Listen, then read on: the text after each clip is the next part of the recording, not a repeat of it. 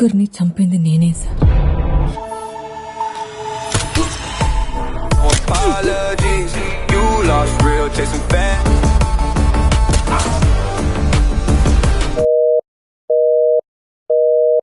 Kisah diawali dengan kehidupan bahagia seorang anak bernama Saraswati bersama ibunya yang bernama Laksmi. Hari itu, Saraswati sangat senang karena itu merupakan hari ulang tahunnya. Sehingga sebagai ibu, Laksmi pun merasa demikian. Laksmi selalu memberi contoh baik di setiap rutinitas hariannya. Yang saat itu, Laksmi membekali Saraswati beberapa coklat untuk diberikan pada teman-teman sekolahnya sebagai bentuk kebahagiaan di hari ulang tahunnya.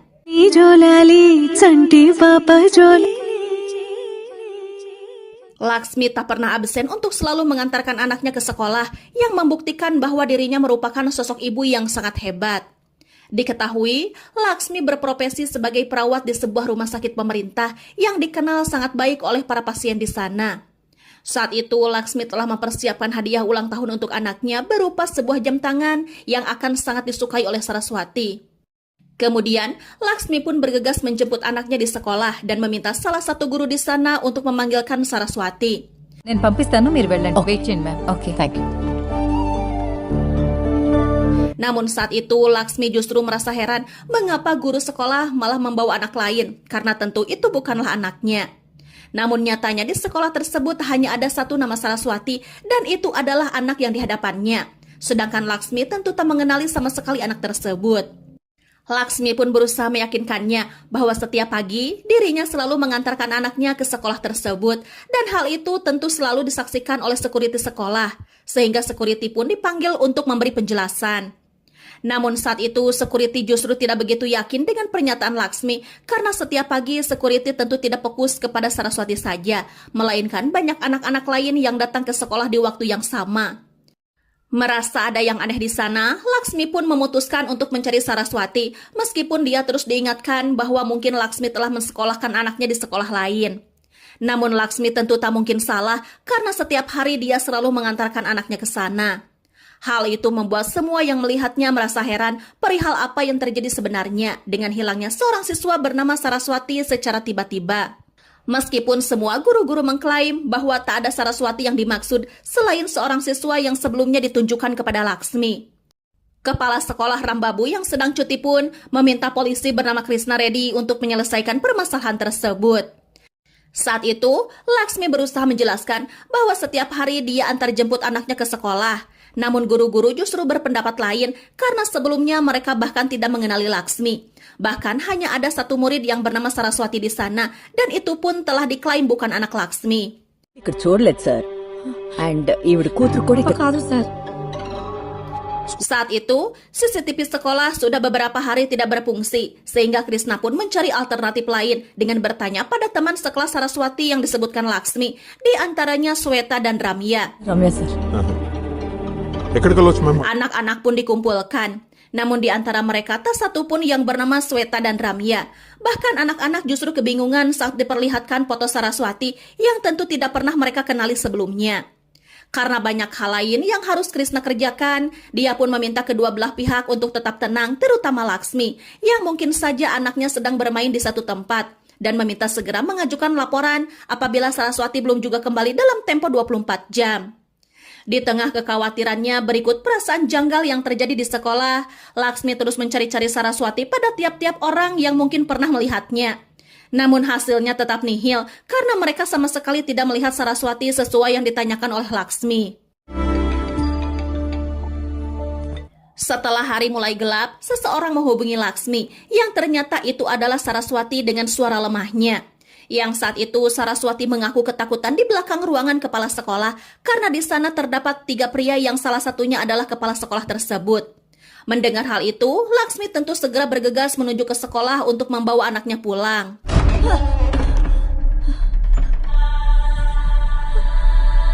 Namun sesampainya di sana, Laksmi pun dikejutkan dengan keadaan Saraswati yang sudah sangat mengkhawatirkan, diduga telah mengalami pemerkosaan berikut penyiksaan yang dilakukan kepala sekolah dan 2 orang yang tidak dikenal. Namun naas, Saraswati tak mampu bertahan dan nyawanya pun tak terselamatkan. Laksmi pun harus menelan pil pahit ketika melihat sebuah rekaman ketiga pelaku tersebut di dalam ponsel milik Saraswati yang membuat Laksmi tak bisa menahan amarah berikut kesedihannya.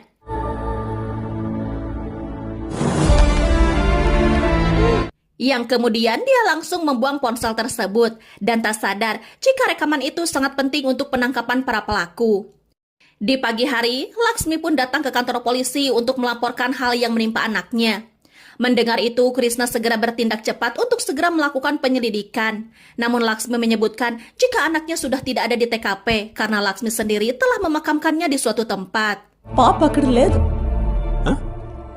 Itu spontan dilakukan oleh Laksmi sebagai ibu yang merasa hancur ketika ditinggalkan putri tercintanya dan takut jika jasad putrinya menjadi sorotan publik jika kasus ini viral.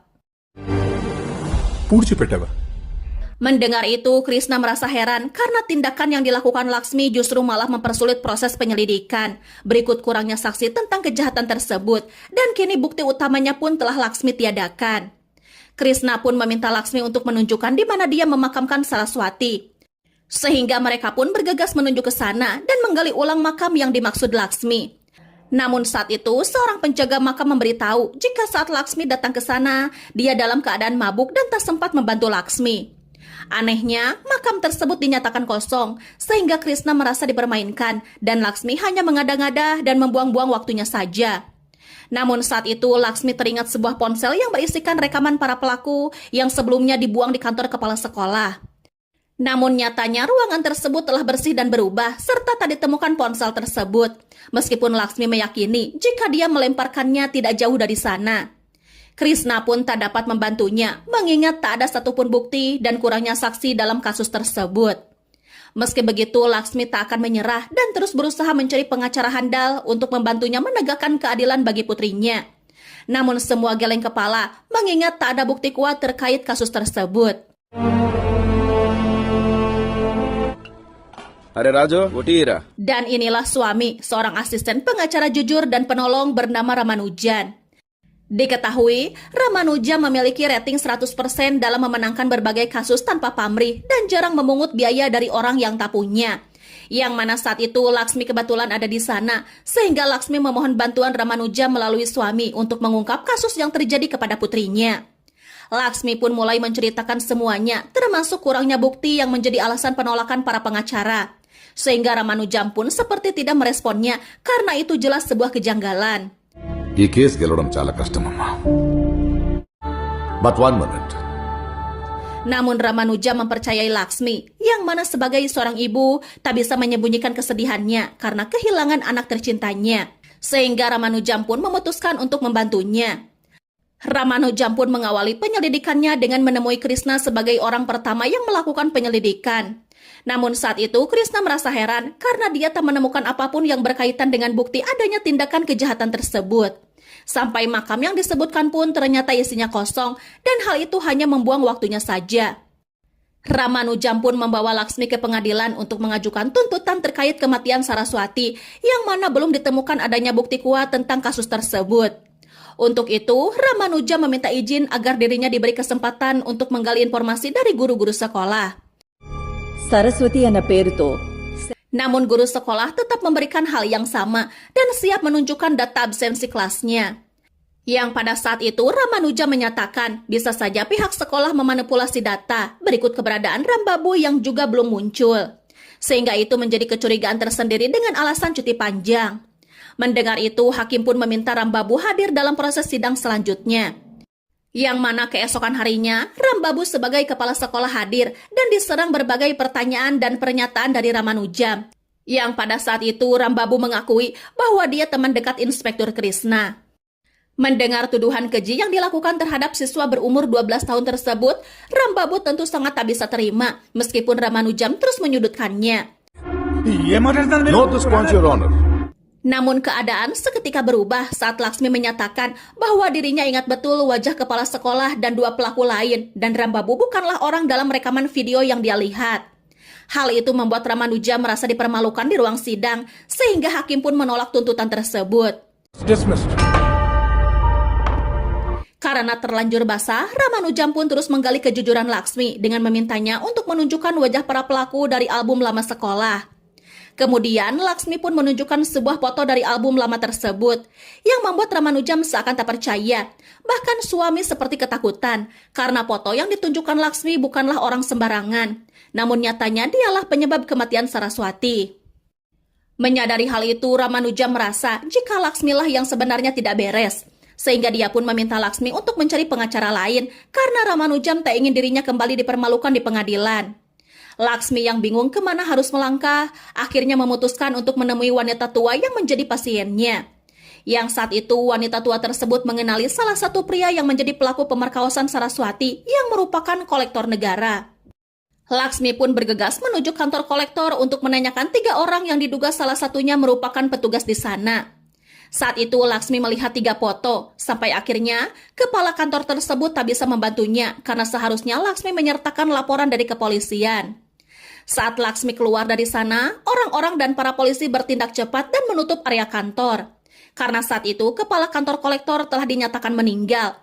Yang mana saat itu Inspektur Krishna sangat sibuk dan Laksmi terlihat hendak menyampaikan sesuatu. Namun Krishna tidak menggubrisnya karena Laksmi dianggap sinting.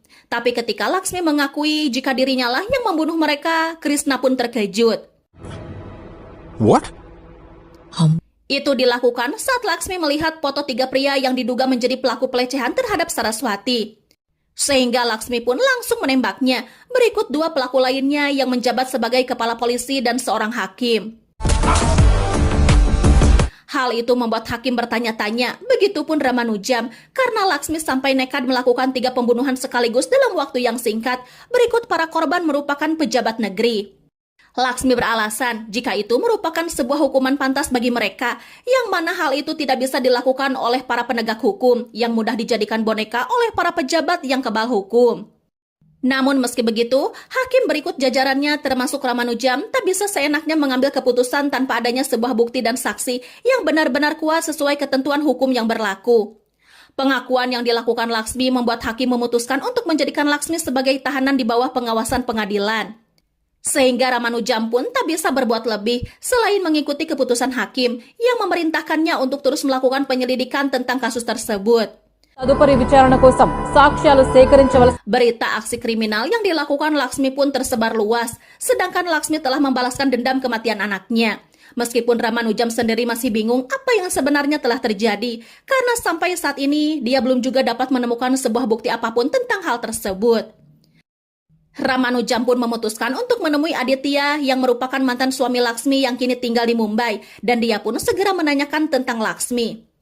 Aditya mulai menceritakan awal pertemuan mereka di sebuah ruang operasi. Terlebih, dia melihat Laksmi dengan baik merawat wanita tua, yang ternyata wanita tua itu yang telah membantu Laksmi dalam melakukan aksinya. Mereka pun semakin dekat dan mulai saling jatuh cinta. Meskipun sesekali Laksmi menunjukkan rasa ketakutan karena dia tak ingin kehilangan orang yang dia cintai untuk kesekian kalinya, sebagaimana Laksmi harus kehilangan kedua orang tuanya semenjak dia kecil. Meski begitu, Aditya berjanji akan segera menikahinya dan akan tetap setia sampai maut memisahkan mereka. Mereka pun akhirnya menikah dan membina rumah tangga yang bahagia. Kemudian, Ramanujam segera memberitahu jika saat ini Laksmi telah ditahan setelah melakukan 3 pembunuhan sebagai bentuk balas dendam pada pelaku pembunuhan anak mereka. Aditya pun sangat terkejut, namun dia menceritakan jika setelah sekian lama menikah, Aditya diminta kedua orang tuanya untuk segera memiliki seorang anak sebagai pewaris keluarga. Namun sayangnya Laksmi dinyatakan tak bisa memberinya keturunan, dan sejak saat itu mereka pun memutuskan untuk berpisah meskipun keduanya benar-benar saling mencintai. Sehingga Aditya pun mengklaim bahwa selama pernikahannya dengan Laksmi, mereka tidak dikaruniai seorang anak. Ramanujam semakin bingung dengan kebenaran tersebut, sehingga suami pun diminta untuk mencari tahu kepada warga sekitar tentang Laksmi. Sedangkan Ramanujam sendiri bertanya pada penjaga kebun yang sebelumnya melihat Laksmi yang mengaku menguburkan anaknya di sana. Namun nyatanya malam itu, pria tersebut masih sadar meski dalam keadaan mabuk. Yang ternyata Laksmi bertingkah aneh seolah-olah dia menggendong hingga menguburkan anaknya di sana, meskipun pria tersebut tidak melihat apa yang Laksmi kubur. Ramanujam pun mulai menyimpulkan beberapa asumsi terkait kejanggalan kasus Laksmi. Sehingga dia pun kembali menghubungi Aditya dan meminta untuk bekerja sama dengan cara menunjukkan foto Saraswati, berharap Aditya mengetahui siapa sosok Saraswati tersebut. Aditya pun menyebutkan jika foto itu adalah foto Laksmi saat masih kecil, karena ternyata nama Laksmi yang diketahui Aditya adalah Laksmi Saraswati. Hal itu membuat Ramanuja menyimpulkan jika selama ini Saraswati yang dibicarakan Laksmi adalah Laksmi sendiri. Di suatu hari, Ramanuja membuat janji temu dengan pakar psikiater handal bernama Anthony dan menjelaskan hal-hal di luar Nurul tentang Laksmi Saraswati. Mendengar itu, Anthony menyimpulkan bahwa Laksmi alias Saraswati mengalami kecenderungan berfantasi, semacam halusinasi alam bawah sadar yang dipacu masa lalu buruk yang dialaminya. Sehingga Anthony meminta Ramanuja mempertemukannya dengan Laksmi alias Saraswati untuk memeriksanya secara langsung. Hypnosis. Saat itu, Laksmi merasa jika semua sudah tak perlu dijelaskan, mengingat tak ada satupun yang mempercayainya. Namun Ramanuja memutuskan untuk tetap percaya sebelum fakta tentang Saraswati benar-benar terungkap. Karena saat itu satu-satunya bukti yang ada hanyalah Laksmi sendiri, sehingga Ramanuja memintanya untuk mengikuti proses terapi psikologi yang akan dilakukan oleh Anthony nanti. Hypnosis guరించి తెలిసి. Kemudian, Anthony pun tahu apa yang harus dia lakukan agar Laksmi alias Saraswati mau menceritakan segala hal dari alam bawah sadarnya dengan melakukan hipnotis sederhana. Just listen and concentrate on my voice. You are in a safe place. Saraswati. Yang mana pertanyaan pertamanya yaitu nama ibunya, dan nama ayahnya. Yang kemudian Laksmi pun menjawab jika namanya adalah Saraswati, ibunya bernama Laksmi, dan ayahnya Prabakar. Saraswati pun mulai menceritakan di mana selama ini alam bawah sadarnya merasa jika dirinya selalu hidup bersama kedua orang tuanya. Yang mana hari itu merupakan hari ulang tahun Saraswati yang ke-12 tahun yang bertepatan di hari kemerdekaan juga. Diketahui, Prabakar berprofesi sebagai videografer yang tak pernah melewatkan setiap momen indah mereka yang selalu mengantarkan Saraswati ke sekolah. Yang pada saat itu dia menyuruh Saraswati membagikan coklatnya sebagai rasa bahagia di hari ulang tahunnya. Kebetulan saat itu sekolah dihadiri orang-orang penting, terutama dua pelaku yang menjabat sebagai polisi dan hakim untuk memperingati hari kemerdekaan. Yang saat itu Saraswati memberikan coklat kepada mereka. Namun para pejabat edan itu justru berpikir kotor terhadap kepolosan Saraswati dan mereka pun sepakat untuk melakukan tindakan bejatnya pada gadis malang itu. Teddy bear. Bigga, smaller. Big. అదేంటి లోపలే ఉంటుంది కదా. Sampai-sampai mereka nekat masuk ke tiap-tiap kelas untuk mencari anaknya. Meski saat itu Saraswati yang juga tak berdaya berusaha untuk memanggil mereka. Namun para bujingan itu mencegahnya dan mengancam Saraswati untuk tetap diam. Mereka yang khawatir terus mencari-cari Saraswati sebagaimana hal yang dilakukan Saraswati di zaman ini. Hingga kemudian Laksmi mendapatkan panggilan dari Saraswati yang memberitahu mereka tentang situasinya sekarang yang ketakutan karena ada 3 pria kejam yang telah bermacam-macam kepadanya. Sehingga mendengar itu, Prabakar dan Laksmi pun bergegas ke sekolah untuk menuju ke ruangan tersebut. Melihat itu, mereka seakan tak percaya perihal yang terjadi pada anak tercintanya. Sehingga mereka pun bergegas membawa Saraswati ke rumah sakit untuk diberi perawatan. Dokter yang melakukan tindakan operasi tersebut bernama Tulasi. Dia memberitahu jika dia telah berusaha semaksimal mungkin untuk menolong nyawa Saraswati dan itu berhasil. Meskipun Dokter Tulasi terpaksa harus mengangkat rahim Saraswati, sehingga itulah penyebab Saraswati tak bisa memberikan anak kepada Aditya. Saat itu, Prabakar merasa gagal karena tak mampu menolong anaknya. Bahkan pengadilan pun tak bisa memberikan keadilan disebabkan mereka dari kasta rendah. Namun Saraswati memberitahu adanya satu bukti kuat tentang sebuah rekaman video asusila dirinya yang akan digunakan sebagai ancaman oleh ketiga pelaku apabila keluarga Saraswati sampai nekat mengajukan tuntutan pada mereka. Mendengar percakapan mereka, Saraswati berinisiatif untuk mengambil harddisk kamera, sehingga Prabakar pun bergegas menuju tempat kejadian dan berhasil menemukan harddisk tersebut.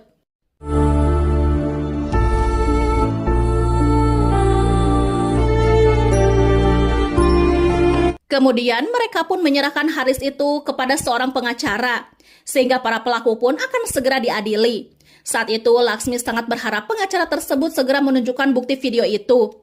Namun nyatanya justru pengacara itu malah membela para pelaku dengan alasan jika selama ini Prabakar dan Laksmi belum juga memberikan bukti apapun kepadanya. Sehingga hakim pun memutuskan untuk menolak tuntutan tersebut. Para pelaku pun seketika bertingkah sombong di depan mereka yang didolimi, yang mana saat itu pengacara mengaku terpaksa melakukannya karena setelah mereka tahu bukti kuat ada padanya, mereka mengancam akan memperlakukan hal yang sama kepada anak-anaknya, yang tentu pengacara tersebut tak ingin mengalami hal serupa yang dialami oleh Saraswati. Namun saat itu, Laksmi sangat marah pada orang keempat yang diduga paling bertanggung jawab dalam membantu para pelaku untuk bebas. Orang tersebut merasa dipermalukan di hadapan semua orang. Hal itu pun membuat mereka dihadang saat menuju arah pulang, sehingga Saraswati kini mendapat trauma baru ketika ayah dan ibunya dibakar hidup-hidup tepat di depan matanya.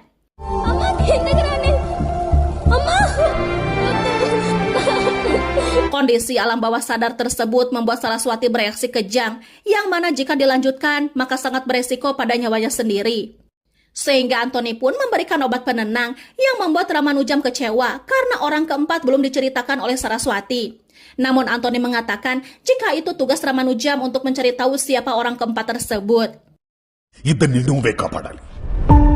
Ramanujam pun menyadari jika selama ini Saraswati bertingkah seolah-olah dia selalu bersama ibunya. Hingga kemudian, Ramanujam pun mulai membuka kembali kasus Saraswati yang sudah lama terkubur dan menemui seorang pengacara yang dulu menjalani proses sidangnya dan memberitahu jika semua yang disebutkan benar adanya. Ramanujam pun menemui hakim secara personal untuk meminta izin agar Laksmi alias Saraswati tidak dihadirkan dalam proses sidang putusan selanjutnya mengingat kebenaran telah terungkap. Yang mana Laksmi alias Saraswati dinyatakan kecenderungan berfantasi dan tidak normal pada umumnya, dan itu bisa disahkan sesuai ketentuan hukum yang berlaku. Let's see. Saat persidangan berlangsung, Ramanujam menjelaskan mengenai situasi Laksmi alias Saraswati yang didiagnosis kecenderungan berfantasi, yang membuat dirinya tak bisa membedakan mana alam nyata dan alam bawah sadarnya. Sehingga itulah alasan mengapa dia tidak dihadirkan. Namun alam bawah sadarnya justru memberikan sebuah petunjuk tentang bagaimana sistem hukum bekerja. Saat itu, tim kuasa hukum para pelaku sempat membantah karena itu merupakan cerita fiktif saja dan tidak benar adanya. That's all, Your Honor. Public prosecutor, Please. Overruled. Namun Ramanujam diberi kesempatan untuk menjelaskan semuanya, sehingga Ramanujam akan meminta kesaksian Dr. Tulasi yang dulu memberikan Saraswati perawatan. Dr. Tulasi pun memberitahu kondisi Saraswati pasca ditemukan tak sadarkan diri sesaat setelah kedua orang tuanya dibunuh. ఆ దేవుడు తనకి second life ఉండగా చనిపోయారని గాని Yang mana hal itu membuat Saraswati mengalami trauma berat dan tak ada hal lain yang dia ingat selain kebersamaan dengan orang tuanya saat mengantarkan Saraswati ke sekolah di alam bawah sadarnya. Dia pun tak ingat pemerkosaan yang dialaminya, bahkan tak ingat pembunuhan orang tuanya. Kemudian Ramanujam memohon agar hakim memberi putusan seadil-adilnya pada Laksmi alias Saraswati yang bisa disebut kurang waras dan sebut saja dia melakukan pembunuhan itu karena mentalnya terganggu. Hal itu bertujuan agar mencegah hal serupa terjadi dan sistem hukum negara ini benar-benar digunakan dengan semestinya, terutama untuk melindungi rakyat kecil yang didolimi. Mendengar itu, hakim pun sadar jika kasus tersebut benar-benar unik karena harus membela orang yang melakukan pembunuhan dengan bukti kuat. Meskipun alasannya cukup masuk akal, yaitu balas dendam pada pelaku yang berbuat salah di masa lalu. Sehingga hakim menunda sidang sampai besok karena harus memikirkan dahulu untuk memutuskan pidana terhadap Laksmi alias Saraswati yang sebelumnya divonis hukuman mati. Saat itu merupakan hari kemerdekaan nasional yang mana sama dengan ulang tahun Saraswati. Ramanujam memberi ucapan selamat ulang tahun kepadanya untuk membuktikan bahwa perkataan Dr. Tulasi benar. Namun, justru Saraswati mengucapkan selamat hari kemerdekaan, yang ternyata perkataan Dr. Tulasi benar kalau Saraswati tidak ingat apa-apa.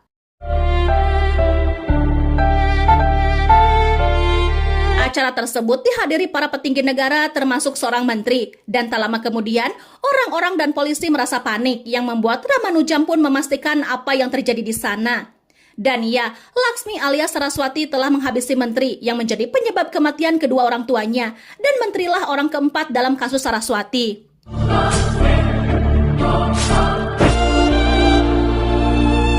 Laksmi alias Saraswati pun dihadirkan dalam proses sidang baru tentang pembunuhan menteri yang membuat semua heran apa yang sedang dilakukan oleh Saraswati. Saat itu dia beralasan jika menteri telah melindungi ketiga pelaku yang memperkaos anaknya. Karena sampai saat ini Laksmi masih merasa kalau dia adalah Laksmi ibu dari Saraswati yang mendapat tindakan bejat. Dia pun berdalih jika dia sedang memperjuangkan keadilan bagi rakyat kecil sepertinya dari orang-orang yang telah menghancurkan kehidupan banyak anak, gadis, bahkan para wanita, termasuk membunuh rakyat kecil yang tak berdosa. Namun tim penuntut pun tetap kekeh tak ingin Saraswati dibebaskan dengan alasan penyakit mental, karena itu tetap saja dilakukan atas dasar balas dendam masa lalu.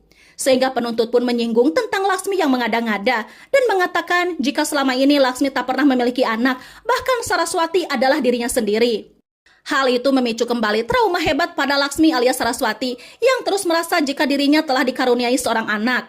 Yang mana hal itu ditakutkan akan mengancam nyawanya sendiri sesuai yang diketahui oleh Ramanujam sebelumnya. Setelah Saraswati diamankan, Ramanujam pun mengutarakan kemirisannya pada sistem hukum yang tidak berjalan semestinya, yang lebih mengutamakan orang yang beruang tanpa menilai siapa yang didolimi. Mendengar itu, hakim pun memutuskan untuk membebaskan Laksmi alias Saraswati dari hukuman. Dengan syarat, dia harus dimasukkan ke rumah sakit jiwa untuk mendapatkan perawatan setelah Ramanujam menyerahkan bukti medis tentang masalah Laksmi alias Saraswati yang didiagnosis kecenderungan fantasi. As per Indian law, there is medical evidence తో పాటు కావలసిన ఈ కేసులో పరిగణిస్తూ ముద్దాయిని. Beberapa bulan kemudian, Laksmi alias Saraswati sangat berterima kasih pada Ramanujam karena telah mempercayainya dan membantu mengungkap kebenaran yang terkubur dalam. Walaupun dulu ada bukti kuat, namun hukum tidak memperdulikannya. Ramanujam pun pergi dengan penuh tanda tanya, mengingat pernyataan Dr. Tulasi yang menyebutkan jika Saraswati tak ingat apapun selain momen saat Saraswati diantarkan ke sekolah. Namun barusan menjadi kebalikannya ketika Saraswati justru mengingat saat orang tuanya menyerahkan rekaman video kepada pengacara. Ramanujam pun kembali dan melihat Saraswati bersama Aditya dalam keadaan baik-baik saja. Sehingga Aditya pun menjelaskan jika semua sudah mereka rencanakan dengan matang. Karena mereka harus rela tak memiliki keturunan disebabkan kejahatan 3 orang pejabat yang tidak memiliki rasa kemanusiaan. Satu-satunya cara agar rencananya dapat berhasil adalah dengan cara membuat Saraswati bertingkah seolah-olah dirinya mengalami trauma berat hingga mengalami kecenderungan berfantasi. Karena itulah yang akan menyelamatkannya setelah selesai membalas dendam pada orang-orang yang terlibat. Rencana mereka pun berhasil mengelabui Krishna, dan itulah awal mereka mendapatkan informasi tentang Ramanujam yang bisa mereka andalkan untuk membantu mereka menegakkan hukum seadil-adilnya. Kemudian dia pun dilatih menggunakan senjata api hingga berhasil menghabisi para pelaku. Bukan hanya itu, mereka pun berhasil membuat Ramanujam percaya jika Saraswati dalam kondisi kecenderungan fiksi, yang mana hal itu berhasil meloloskan Saraswati dari hukuman matinya. Sebenarnya mereka hanya mengincar 3 pelaku bejat itu, dan kematian menteri kemarin tak ada di dalam list mereka karena Saraswati tidak mengingat penampakannya selain cincinnya. Namun ketika Saraswati melihat cincin itu saat ditahanan kemarin, dia yakin jika orang itulah yang membunuh kedua orang tuanya. Oleh karena itu dia membunuhnya saat itu juga. Ramanujam pun pergi dengan hati senang karena tak menyangka akan ada wanita secerdas Saraswati, meskipun sebenarnya dirinya sendiri telah hancur. Dan film pun berakhir. Oke teman film, itulah kisah dari film S Saraswati. Jangan lupa like, komen, dan subscribe bagi yang belum ya. Bye-bye.